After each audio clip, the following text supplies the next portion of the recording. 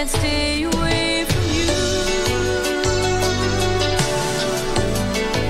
I don't want to let you go. Your love to me is very serious. I won't play games. I won't play games with your tender heart. Told you I love you.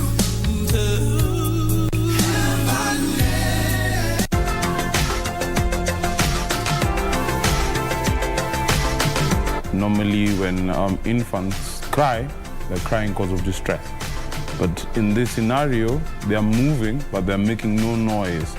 Remember, there's a certain stage infants reach where they're curious and they put everything inside their mouth. Huh?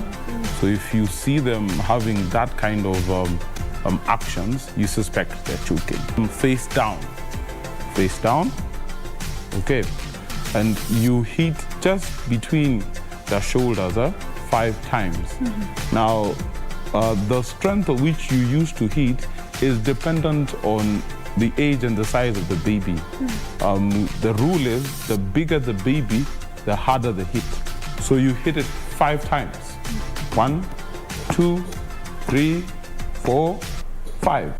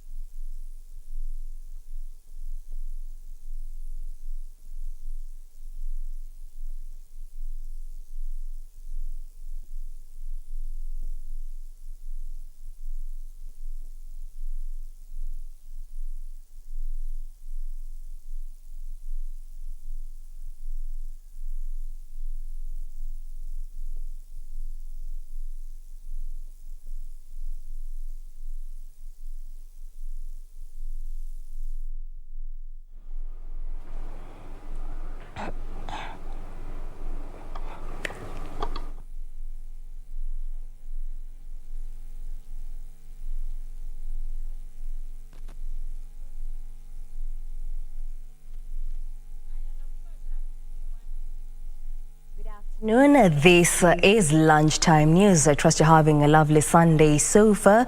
Well, here on Lunchtime News, we have a comprehensive bulletin where we shall be taking a look at various issues such as politics, health, education, among others. My name is Jackie Wambiru, and remember you can interact with us on our social media handles at KBC Channel 1. Now, to kick us off, we'll be crossing over to Thika Stadium, where Deputy President William Ruto, accompanied by his Kenya Kwanza Alliance co-principals Musalia Mudavadi and Moses Wetangula of Ford Kenya Party, are set to hold a mega rally at Thika Stadium. The rally will be attended by all UDA aspirants ahead of Tuesday's National Delegates Conference at the Kasarani Stadium. The rally comes just a day after Deputy President William Ruto's presidential bid was cleared by the United Democratic Alliance's National Executive Committee. following the verification of his credentials Saturday. Now, we shall be crossing over to Thika Stadium, where we shall be linking up with our reporter John Jacob Curia, who has been manning the ground to give us an update on the developments. Curia?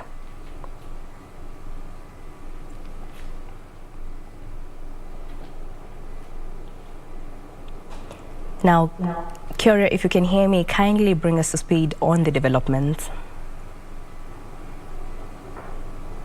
Thank you very much, Jackie Wambiru, back at Broadcasting House. Indeed, we're coming to you live from the Thika Stadium. This will be the venue of the Kenya Kwanza rally happening here. And in about 2 or 5 minutes, the Deputy President, William Ruto, will be joining his supporters here together with the Kenya Kwanza Alliance. They have just concluded a church service in Gashororo, Juja constituency. And, you know, the Deputy President talking about churches and the more reason why churches need not be regulated. And that was his message in the church, accompanied by Musalia Mudavadi of the ANC party, as well as Moses Wetangula of Ford Kenya, and other leaders of the UDA party, as well as Chama cha Kazi. Moses Kuria's Chama cha Kazi is also joining Kenya Kwanza officially today. And in a bit, we'll be seeing them from that stadium there when they come in, to talk to their supporters. Their message yesterday was as regards the border crackdown. Obviously, that has been halted by government. It will be interesting to hear what the messaging today will be from the Deputy President. But what we have gathered so far is obviously that question of churches being regulated or not. And the Deputy President saying once he assumes power, churches will not be regulated. There will be no regulation of churches then, because there's freedom of worship in the country. That was his message in Gashororo, Juja constituency. But for now, what we've been doing here generally is to wait for the arrival of the Kenya Kwanza platoon that are expected here any moment from now. This is Thika, within Thika constituency, or Thika town constituency in Kiambu County, and it will be quite a huge message, obviously coming a day after the Azimio la Umoja convention that endorsed Raila Odinga as its presidential candidate.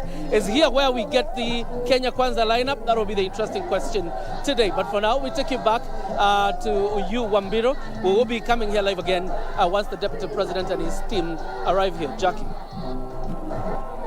Well, thank you so much, John Jacob Curia, for that update. He is coming live from Thika Stadium, where Deputy President William Ruto, accompanied by his Kenya Kwanza Alliance co-principals Musalia Mudavadi and Moses Wetangula, are set to hold a rally at Thika Stadium. We shall be bringing you developments as we proceed. For now, we take a look at a section of the political class from the Mount Kenya region now want residents from the vote-rich region to only elect political formations ready to deliver on pledges made ahead of the elections.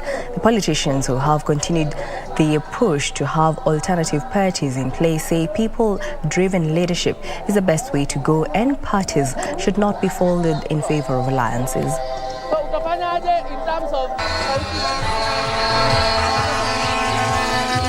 Some political parties in the Mount Kenya region say they'll fight the urge to fold and coalesce with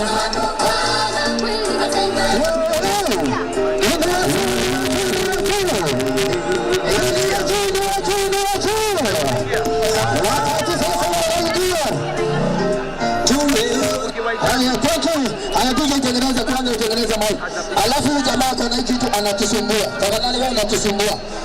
Toa hiyo kitu kabisa, unatusumbua. Toa hiyo kitu tafadhali, security. Ule mtu ameshika hiyo kitu, finya weka huko. Toa kabisa, tunataka ile.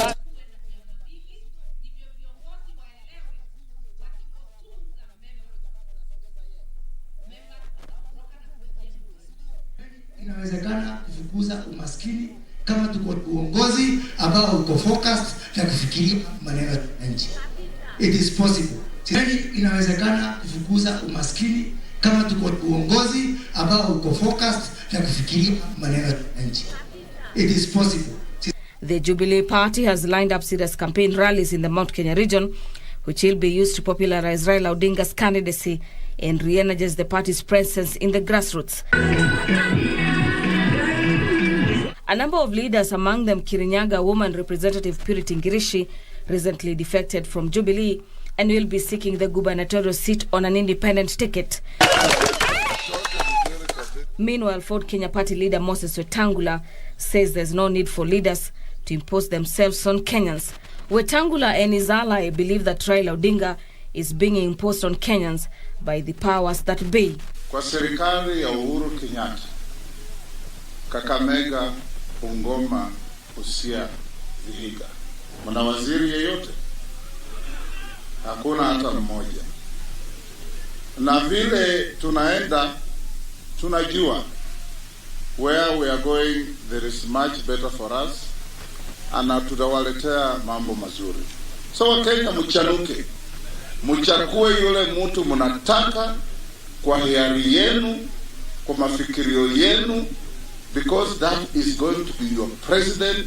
He's not going to be an exclusive president of President Uhuru, who is erecting the project. We want friends who can show respect. And the Mulebe Nation, come 2022, we are behind William Samoei Ruto. For Lunchtime News, I'm Gladys Mongai. Still on matters of politics, a section of the clergy is calling on the political class to tame their tongues and avoid remarks that may incite violence among communities. Global Vision Church head Bishop Robert Mutemi is urging politicians to shun divisive politics and sell their manifestos without incitement. Kenyans are further being called upon to evaluate the politicians' manifestos without favoritism before deciding who to elect in the forthcoming general election. Bishop Mutemi spoke at the Siongoni Global Vision Church in Mwingi South constituency, Kitui County, during the ordination ceremony of Pastor Peter Muvea.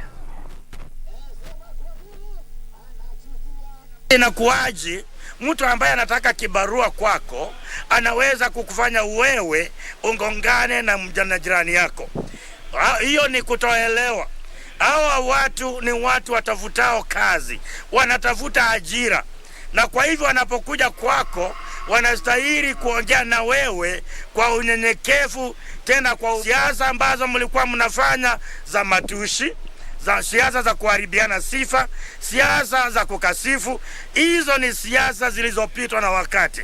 Tungetaka sasa muanze siasa za kuuza sera na maono na mwelekeo ambao utaboresha maisha ya mwananchi. To become a minister, I now. In other news, stakeholders in the Boda Boda sector are pleading with the government for leniency as it moves to reform the industry and restore sanity. They are also urging the government to consider sensitization programs for operators to ensure compliance with relevant laws. The sentiments come hours after the government stopped the nationwide crackdown on rogue Boda Boda operators to allow more consultations. Chamber of Commerce Youth Leader James Anyango says sensitization of Boda Boda operators is one of the ways of helping players in the industry identify criminals within the sector. Kama vijana wetu kama serikali, nitakana waelimishwe kama kitengo cha traffic. Wanaita boda boda hata once a month or once a week. Wanaelimishwa, wanafundishwa maneno ya barabara. Nafikiri hiyo itasaidia kuliko ile blanket condemnation. These sentiments were echoed by Boda Boda operators who said such initiatives will help them learn and observe traffic rules and regulations. Hii mambo ya driving school hiyo, kwa nini serikali yetu hamwezi kufanya kwa open and free to all Boda Boda ambao katika serikali ya Kenya? Sio sisi wote tunafanya makosa. Kuna mwingine anaweza pitia maybe ana overtake wrong side. Hiyo na sio boda yote, moja mwenye hajaenda shule. So asituchumulishe pamoja maboda wajui sheria za barabarani. Seni zinapeanwa ziko juu sana. Ukiangalia ile ambao wanapeana kwa pikipiki na gari almost inaenda the same. Ingekuwa vema ili waweze kuweka ada chini ili insurance zinapopeana na pia hiyo driving license vijana wanaweza kugaramia, ili nafasi hiyo isije ikawafanya vijana wengi wakaingilia katika mambo mengine ambayo si. On Saturday, the government stopped the nationwide crackdown on motorcycles and operators except for Nairobi Central Business District. Jacqueline Masharia for Lunchtime News.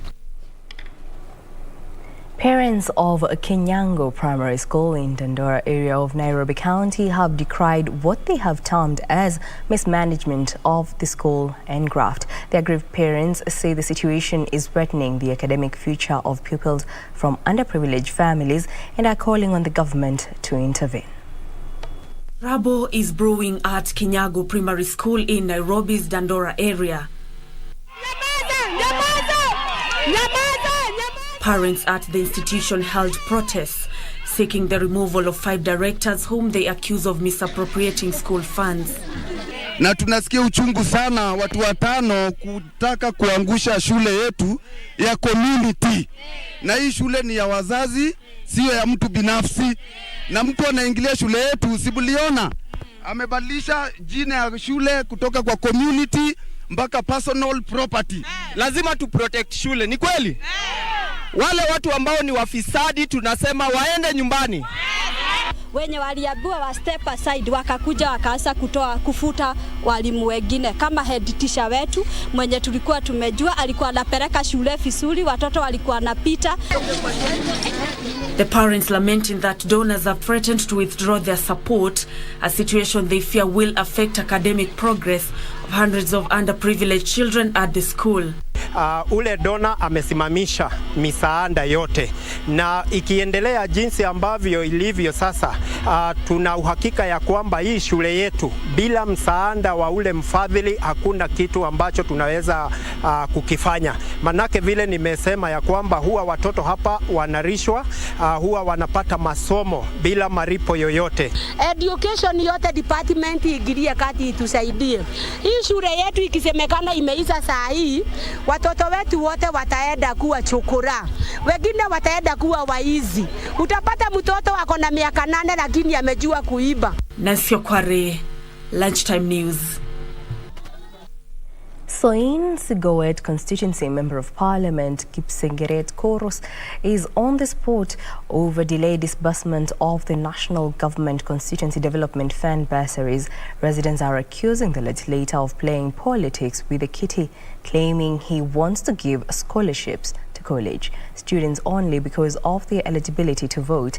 Led by Dr. Willie Chapkuto, the residents called on Koros to unconditionally release the funds for the benefit of deserving secondary school students.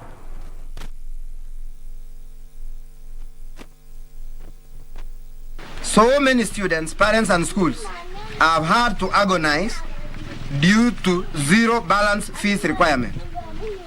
Elsewhere, similar bursaries have been released. I wish to authoritatively confirm that the said bursary is being deliberately held for political reasons. I wish to authoritatively confirm that the said bursary is being deliberately held for political reasons to avoid the non-voting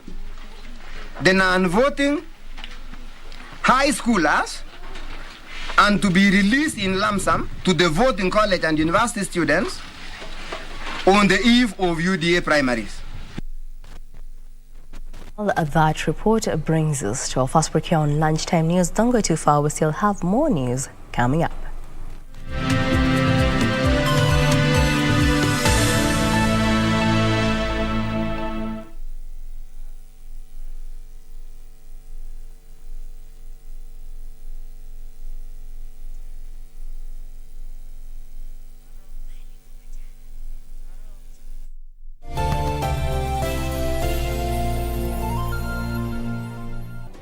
Do you have a news story to share with KBC? Get in touch swiftly on email news@kbc.co.ke or call 0723 892 654 or 0734 780 124.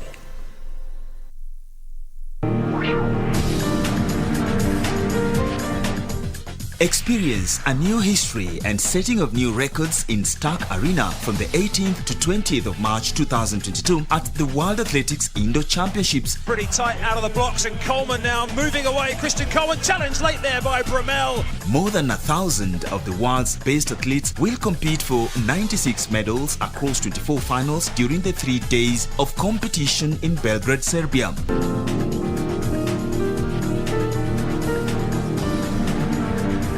Kenya has a formidable team of 10 athletes, amongst them Africa's fastest man, Ferdinand Omanyala. It is going to be a blast, live and exclusive on KBC Channel 1. KBC Channel 1, your true sports partner. Mundos divididos por una sombra de traición. Did you come up with that ridiculous lie, huh? Tell me the truth! I demand that you tell me the truth, Julio! Tell me that you're lying!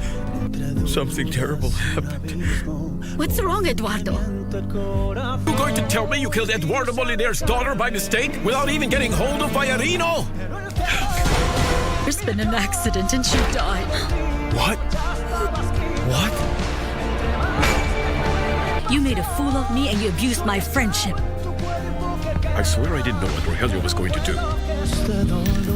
Lying heart. Fue sembrando el veneno y la ambición.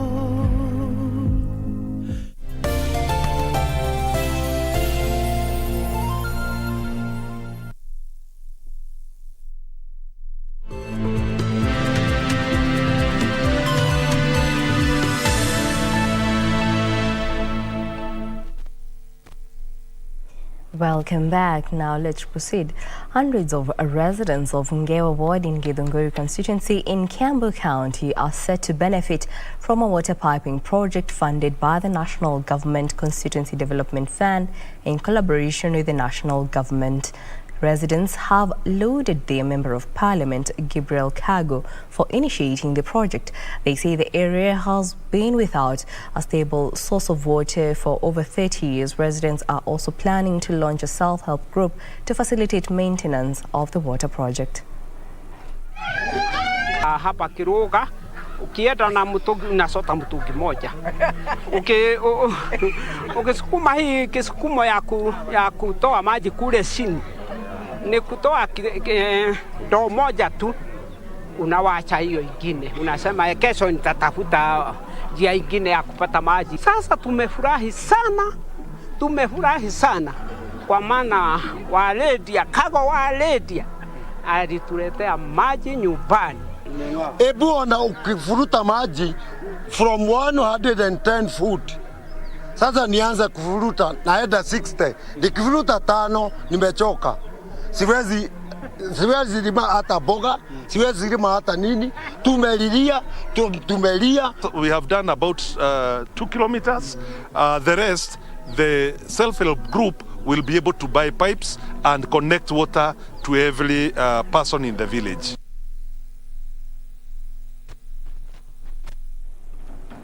The Association of Artists and Comedians from Nyandarua County has pledged to compose talents to preach peace during the campaign period in the run-up to the general election. Former Water, Sanitation and Irrigation Cabinet Secretary Cecily Kariuki, who is eyeing the gubernatorial seat in Nyandarua, noted the artists have a role to play in advocating for peace due to their influence of the public. The artists say they will traverse the whole country, sensitizing Kenyans to come out in large numbers and vote on August 9th.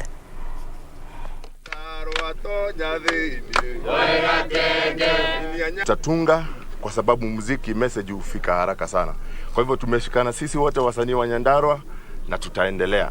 Lazima amani, tuweke amani Nyandarua. Hawa wasanii wamekuwa wakizungumza mambo ya kaunti yetu ya Nyandarua na kujulisha watu ya kwamba mambo saa ingine imeenda kombo, na kwa hivyo tutaendelea na niwaulize waendelee kuongea yale ya ukweli, sababu mwenye macho ambiwi tizama. Tuambie watu wetu ni nini wachague kiongozi huyu na si yule mwingine. Kwa nini ujiunge na chama hii na si ile ingine? Ni maendeleo gani ama ni amani ya aina gani ambao tunalimia sasa hivi? Kwa hivyo ni wasihi, wamefanya kazi mzuri.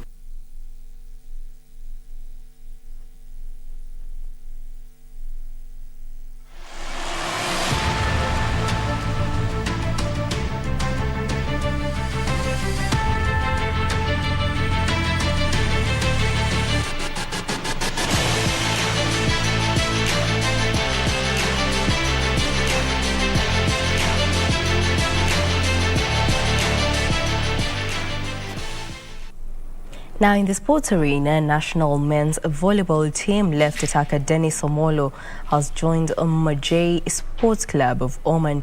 Omolo was part of the national team that made history after they stunned Egypt by 3-2 during the African Nations Volleyball Championship in Rwanda last year. Omolo joins a growing list of Kenyan players who have turned professional. Others are Brian Meli, who turns up for Albania's side, Partizan Tirana, Abiud Chidcher, who is away in France with club Grand Nancy, middle blocker Simon Kipkorir Kosirai, who recently joined Saudi Arabian side Ali Bitsam, Michael Chemos, who is attached to Mouloudia Sportive of Tunisia, and right attacker Enoch Mogeni, who is away in Egypt with club Smohar.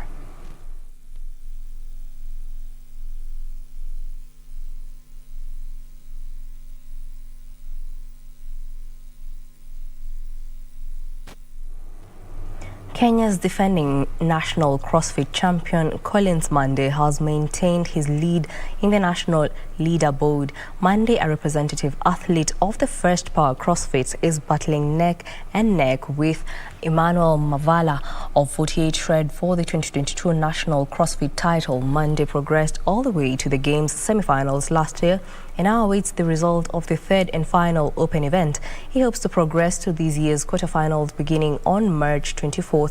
Over a 3-week period, the CrossFit Open gave athletes a chance to challenge themselves and shine on a global stage.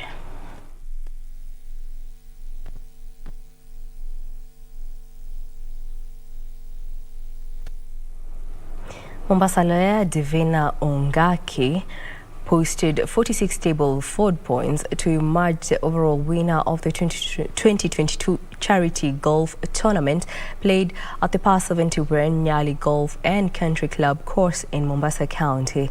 Playing off handicap 40, Ongaki beat a team of 184 golfers in the day-long 18-hole tournament organized by Friends of Aga Khan Academy Mombasa under the Talent Identification Program. Handicap 22 Oliver Kabure was the main winner of the count-back score of 43 points. Handicap 25 Tom Soigwa was placed second, while handicap 45 Kayum Shiraz was third on 41 points. Mary Kandu, playing off handicap 13, survived a count back to win the ladies' prize on 38 points.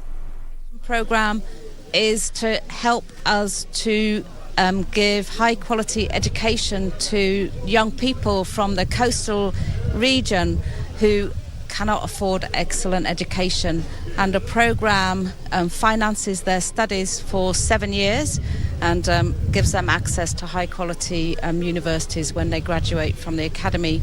Every hole is a sponsor. Some of them are 250,000 shillings a hole, others are 500,000 shillings a hole. They've all been taken. On top of this, there are other institutions and organizations which have given outright donations.